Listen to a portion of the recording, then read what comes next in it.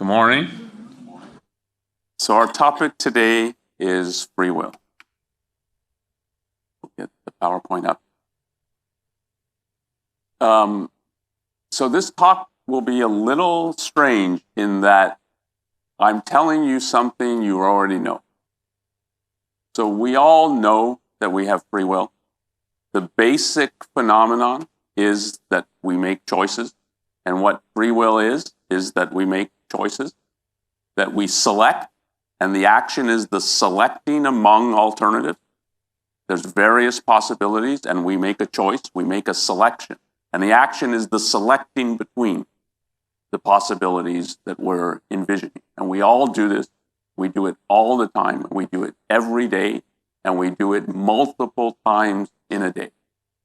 And we all know this. So what objectivism takes seriously, what its theory of free will takes seriously, is that this phenomenon exists. We know it exists, and this is how we live our life. So it takes the phenomenon of choice seriously and does not dismiss it as an illusion. And I'll come at the end of these brief remarks, I'll say a little bit about determinism and that what the determinist view, and the determinist view is all over the place today. Basically, everyone, certainly in the intellectual world, outside of some religious theologians who think they're on the side of free will, everyone's a determinist. So this is part of what's strange about the talk. I'm talking about something that we all know, and yet almost everybody dismisses. And I want to talk a little bit about what this phenomenon is and how to put it into words or put it into ideas, how to conceptualize it, and the way that in the theory and objectivism conceptualizes the issue of choice. And one of the reasons it's important to get a real understanding of this and to be able to put it into words, it's important in life to know what you can directly choose, so what's under your direct chosen control, what you can indirectly choose, and what is outside the power of your choice. You can directly control, like showing up today. Were you too tired? Did the alarm go off? Did you feel like sleeping in? That's under your direct control. I'm getting up now, or no, I'm staying in bed. I'm going to miss the first talk. I already know we have free will. So you can, that's under direct control. Let's say you think, like, I'm a person who gets angry too easily. I don't want to be that person. I don't think that's under direct chosen control. You can't just choose from now on or from the next day, I'm not going to get angry easily anymore. I'm not going to get triggered. You can't do that.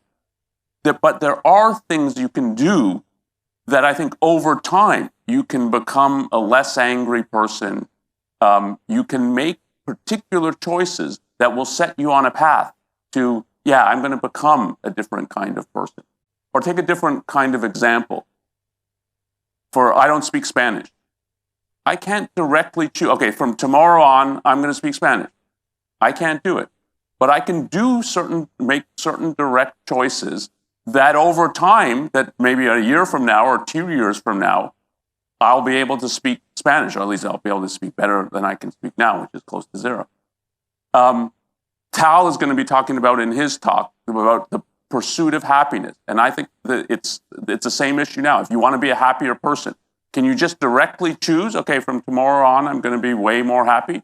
No, I don't think you can do that. But can you institute a whole process of making specific choices that put you on the path that 6 months from now, a year from now, 2 years from now, you'll be a happier person? That's part of what I think Tal will be talking about. And I think that is possible.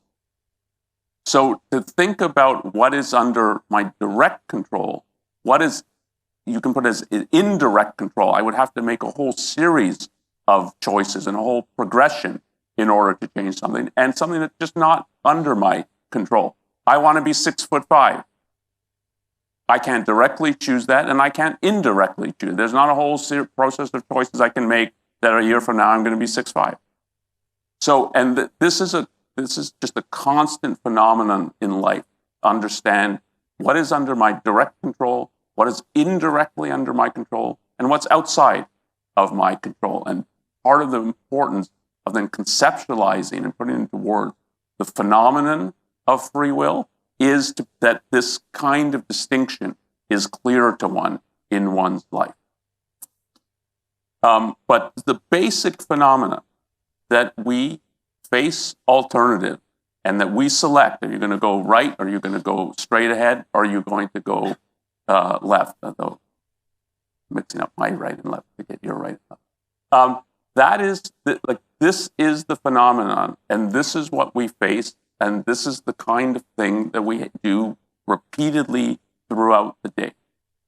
So we make choices, and we make them big or small. To take an example of each, you're at a restaurant and you're deciding what to order. You're selecting among the alternatives. Here, I put up 3 alternatives, and you're making a selection between these. You're making a choice. It's not that consequential a choice unless you're allergic to fish or something and it's going to put you in the hospital, of what you choose, but you're making a selection. But there's bigger choices involved. So I put up the Brexit choice. People thinking like, am I going to vote yes, no, not vote? That's a more significant choice. It might be a choice you think about more, but one makes every day throughout the day choices large and small. And they have consequences then for your life and the path and direction your life is going to take. Again, it can be small consequences or large consequences, but it has consequences. Now, in terms of thinking about what is this phenomenon of choice that we're dealing with? What is the selection among alternatives? How does this work? There's a tendency in thinking about choice to think of it as it's simply a choice between particular items of content. So am I going to order the beef special, the chicken special, or the fish special? And it's just like I'm faced with these 3 items. What am I going to select? Or there's the vote on Brexit. I can vote yes, I can vote no, or I can not show up and not vote at all. But these are the 3 items, and that's what I have to select between or pick between.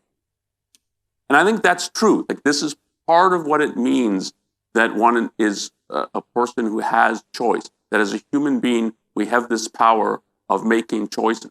But it's not just an issue of, okay, I'm faced with 3 different items, and it can be 4, it can be 8 different. I'm faced with items, and I have to just select one of these. What is under one's control as well, and this is in terms of the theory of free will, the way Ayn Rand thinks about the existence of choice, that what you have control over and what you can select between is not just the items of content, and more fundamentally, what you can select is the way that you make the decision.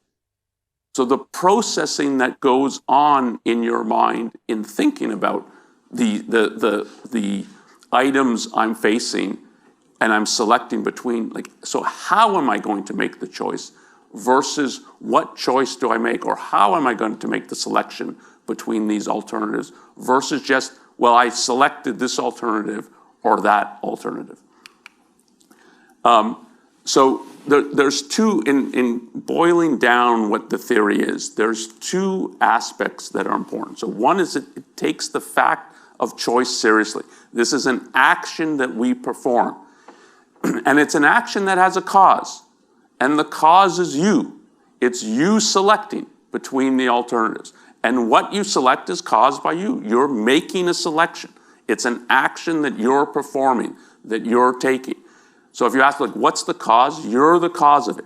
So it takes the fact of choice seriously and does not view it as, yeah, we live in a completely deterministic world, but there's free will. So, and this is kind of the religious view. And I said, with the exception of some religious thinkers, no one really thinks that there's free will now in the intellectual world. The religious view is, yeah, I mean, I can't explain this, but God injects a spark into you or part of your soul that enables you to do this and so on. And so it has a supernatural explanation for choice. the objectivist theory is, no, it exists and it's a natural fact. It's just a fact about human beings that we have this power, that this is an action that we can and do regularly perform. So it takes the issue of choice seriously. And what it says is also that you have fundamental control over your life. And the reason you have fundamental control, so it's not just, oh yeah, okay, if I'm at a restaurant, I have to select from the menu. That's what the power of choice is. And so it's a power that has some significance in your life. But if that's all it was, it doesn't seem that significant.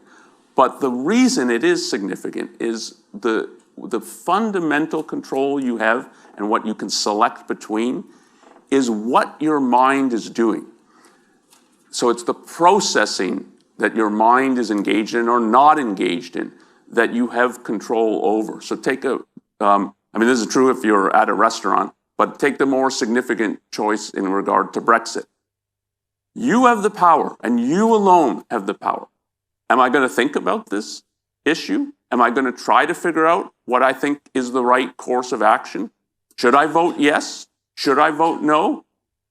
How am I going to make that decision? Am I going to just look what my friends are voting, and that's what I'll vote? Am I going to do the opposite of what my friends are doing just to be a contrarian? So think of some of the things that Nikos was talking about yesterday in terms of tribalism, and am I going to be part of a tribe? What does it mean when you act like, am I going to be this? It means that you have choice in regard to this. And it's not a choice really about, am I going to join a tribe or not? But am I going to engage in the kind of mental processing that is tribal?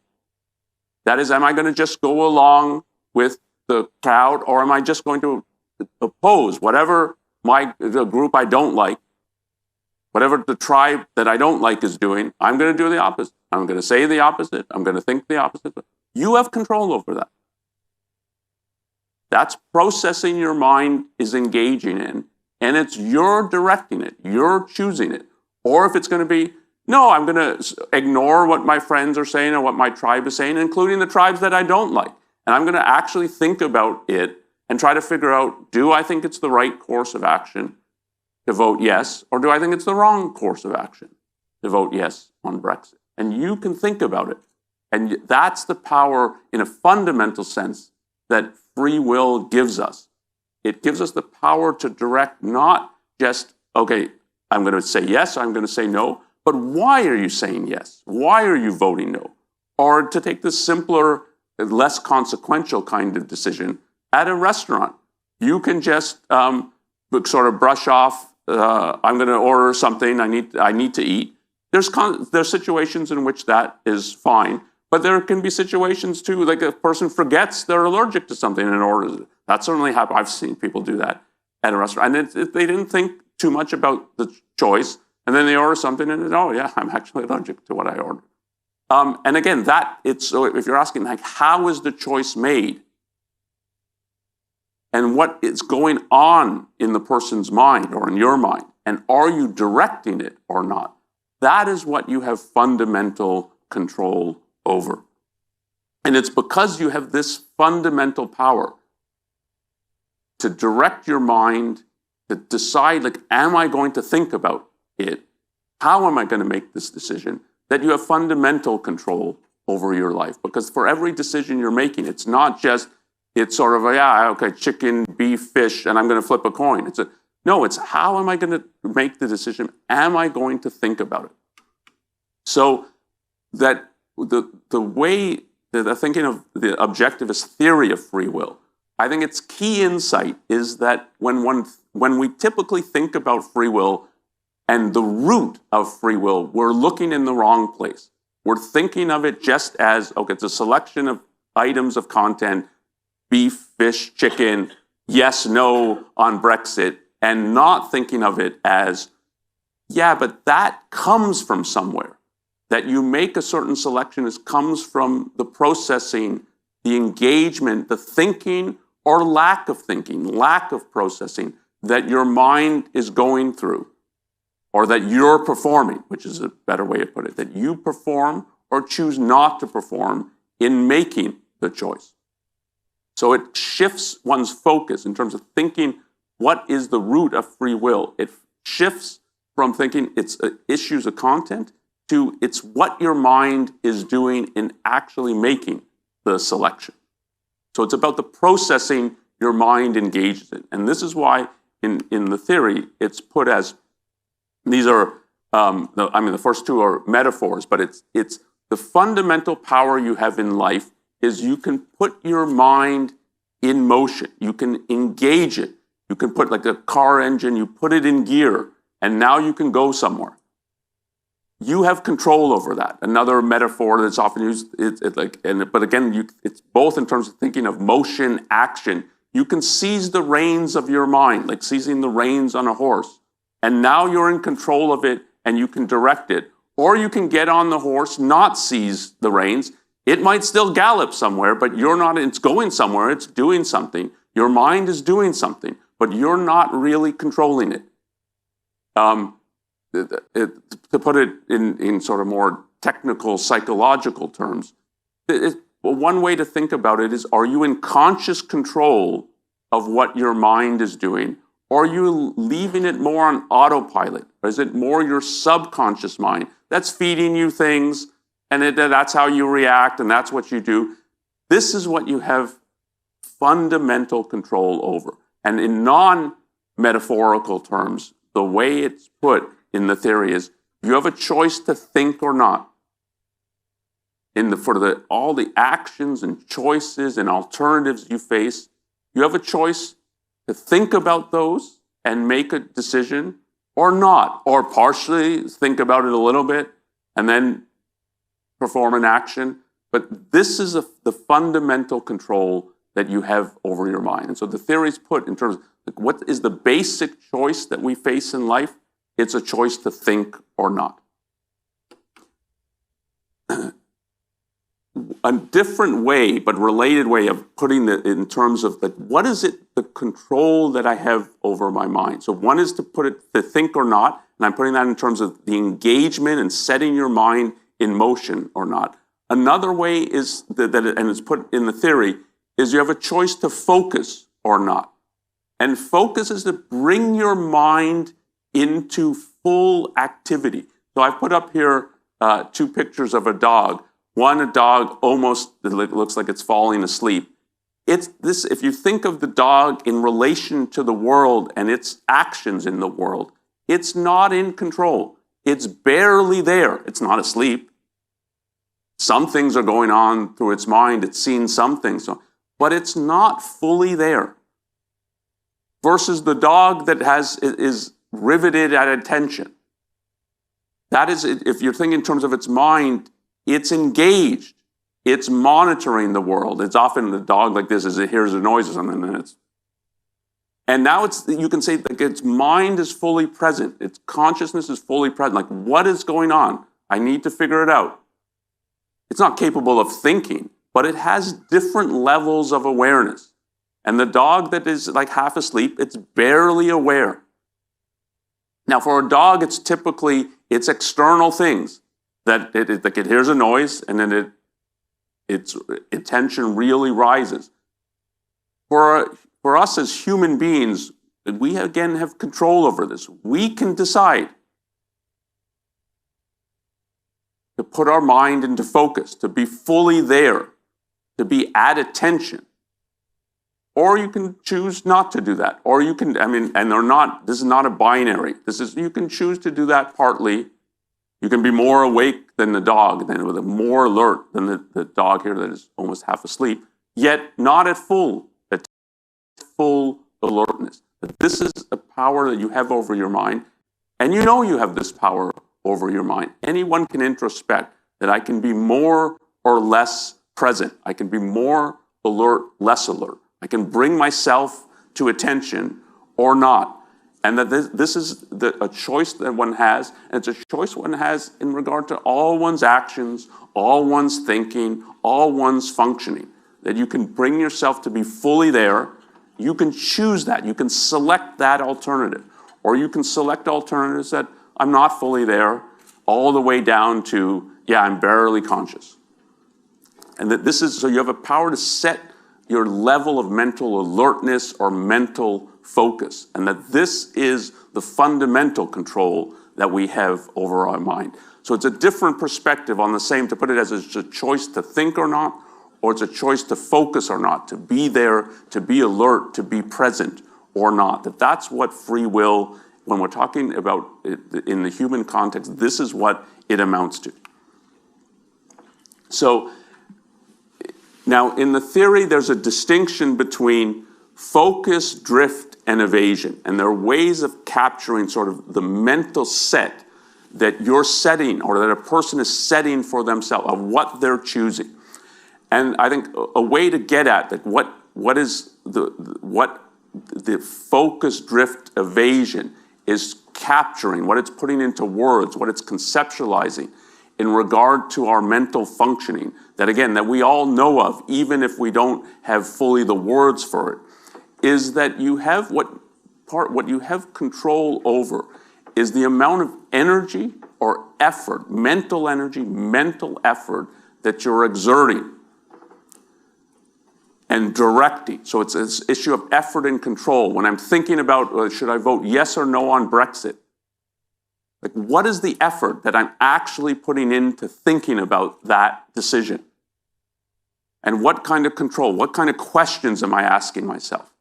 And when I don't know the answer to a question, do I just brush it off, or do I think, no, but this seems like this is an important aspect of the issue. I need to think about this more. I need to look into this more. Maybe I need to gather more facts about, like, what do I think the economic aspects of this decision will be? What do I think it will do to the British economy 2 years down the road, 5 years down the road, 10 years down the road?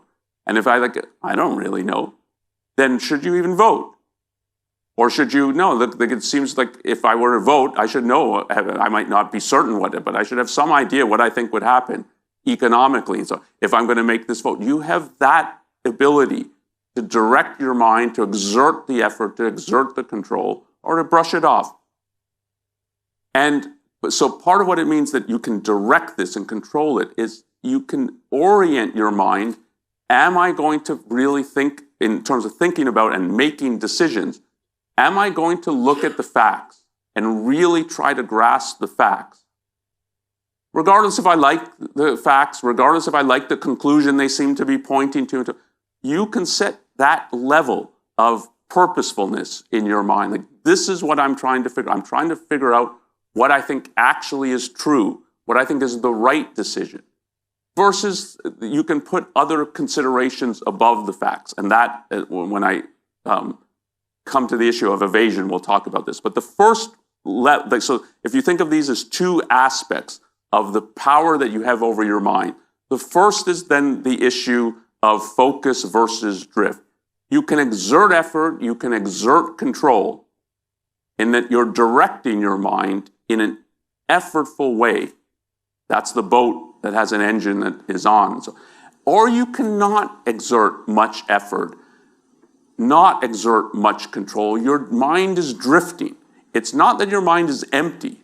It's not that nothing is going on. It's that you're not controlling and exerting the effort to control what is going on. So if you think, there's many analogs to this, but if you think, and maybe this happened to some people last night, you had too much to drink.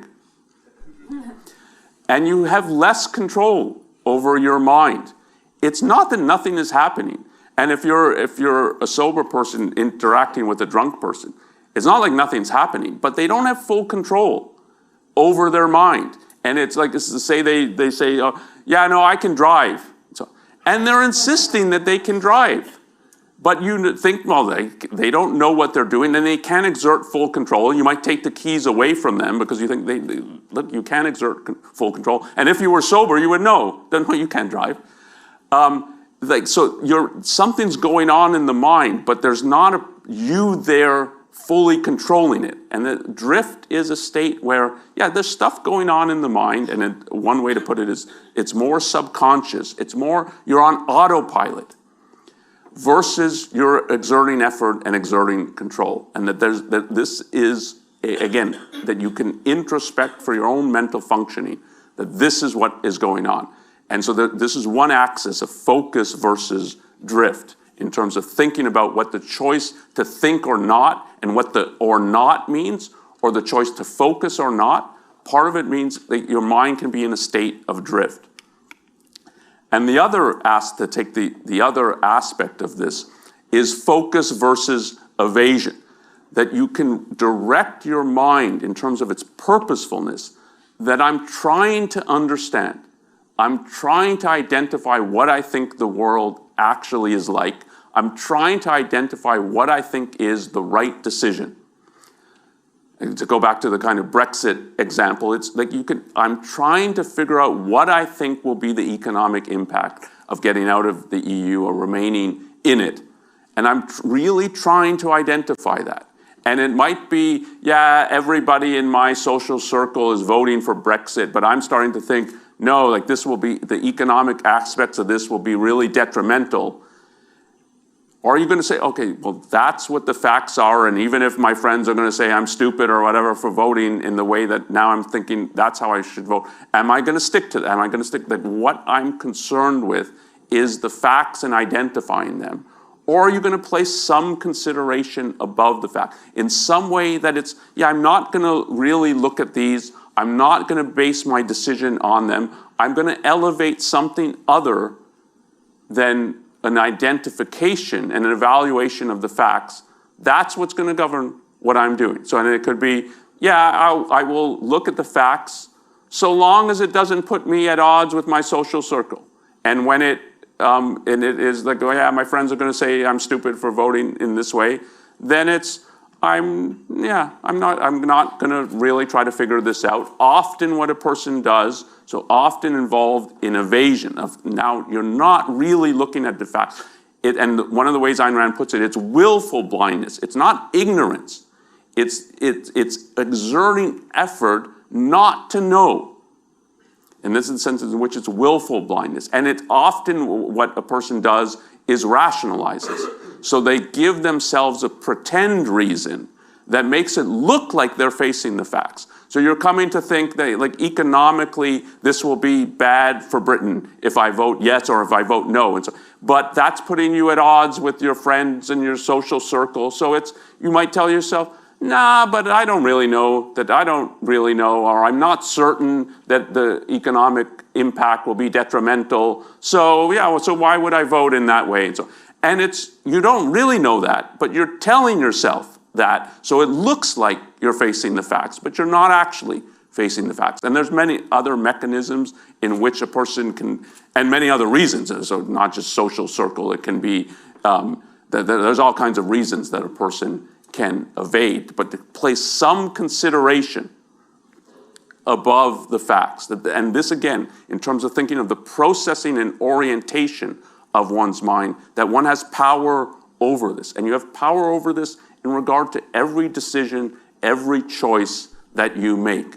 And so in terms of thinking about it as the basic choice is, one way to put it, in terms of the processing your mind engages in, is you choose, you determine the rationality or irrationality of your mental processing, of your mental functioning. In making the decision about Brexit, or about what to order, or about whom to marry, or about what career to pursue, am I making that decision and thinking about that and making that, and it's often a series of choices if you're thinking like, what career am I embarking on? Am I doing it in a rational way or in an irrational way? Or partly rational, partly irrational? This is what you have power over. And it's why then you have fundamental power over your life. Because in any choice, any decision, large or small, you have the power, am I going to proceed rationally to the best of my ability to try to figure this out, to determine what I think is true and what I think is right, or not to do that. So this is how, in terms of tying this now to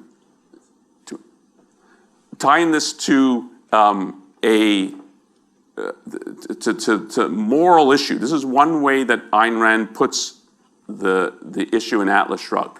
Man has a single basic choice: to think or not And that is the gauge of his virtue, not the degree of your intelligence, but the full and relentless use of your mind, not the extent of your knowledge, but the acceptance of reason as an absolute. And to put it to the issue of free will, to accept reason as an absolute is to dedicate yourself that in making choices and in making decisions, I'm going to do it rationally. I'm going to do it to the best of my ability. That's not a guarantee that I'm going to be able to figure out the issue. It's not a guarantee that I'll get it right, that I'll identify what's true, and I'll figure out what the right decision is. But if you don't do that, if you don't put your mind in it fully engaged, fully proceeding rationally, it is a guarantee that you won't figure out the truth, that you won't be able to identify what is right and what I should be doing. So it's like that she thinks this is the fundamental choice one has. It's under direct control. Morality and what is good and evil, or what is right and wrong for you to do, has to be something that is under direct control. You're saying, you're right to do this, or I'm blaming you for not having done this. This is under direct control. This is the root of free will, and then it becomes, from the perspective of morality, and are you making the right choices or the wrong choices? It's the root of looking at virtue in objectivism. And this is why she puts it like, if there's a single basic choice, and this is the gauge of one's virtue, of if one is proceeding in the right way or the wrong way. And it's chosen, and it's set by us, and this is the power we have, and it's a power, in effect, for good or evil. We can dedicate ourselves to the truth and to what we think is right, or we can not do that. And that's a power that each of us has. And this is her sort of basic view and theory of free will. Now, there's a lot of other details that I haven't got into. I haven't talked about the way to think about determinism and part of the way in which, so you can ask about this, the way in which determinism is self-refuting, but I'll leave that all for questions, and I think 20 minutes are up. So let me give the floor to Aaron now.